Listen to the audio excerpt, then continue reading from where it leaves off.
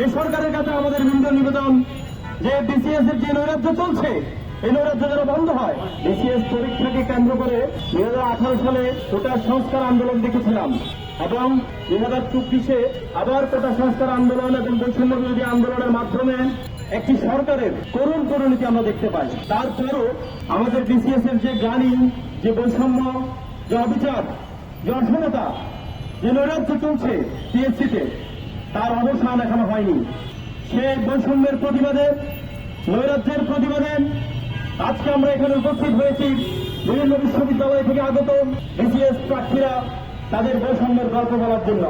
আমরা 2022 সালে 45তম BCS circular থেকে আবেদন করি, একই সাথে প্রিলিমিনারি, লিখিত এবং ভাইভা পরীক্ষায় অংশগ্রহণ করে সফলতার সহিত উত্তীর্ণ হই।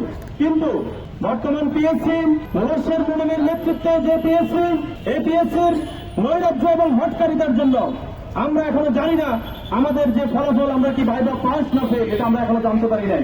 আমরা এর তীব্র নিন্দা জানাই এবং একই সাথে বর্তমান পিএসসি এবং জনপ্রশাসন এবং নতুন যে সরকার, তারেক রহমানের নেতৃত্বে, মাননীয় প্রধানমন্ত্রী তারেক রহমানের নেতৃত্বের যে সরকার, এই সরকারের কাছে আমাদের বিনীত নিবেদন যে বিসিএস এর যে নৈরাজ্য চলছে এই নৈরাজ্য যেন বন্ধ হয়।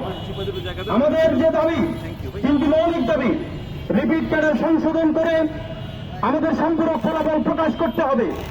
আমাদের ফলাফলের মধ্যে অসংখ্য রিপিট ক্যাডার, যে ক্যাডারগুলো আসলে ইতিপূর্বে বিভিন্ন ক্যাডারের সুপারিশপ্রাপ্ত হয়ে কর্মরত আছেন, তাদেরকে আবার সেম ক্যাডারে সুপারিশ করা হয়। এটি একটি প্রহসন।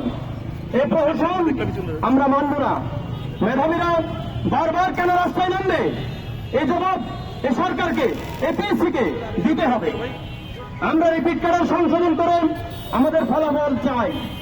আমরা আমাদের যে সার্কুলারে উল্লেখিত পদগুলো ছিল, এপিএসসি এবং জনপ্রশাসন সিন্ডিকেটের দালালি করে সে পদগুলো প্রত্যাহার করে নিয়ে যায়।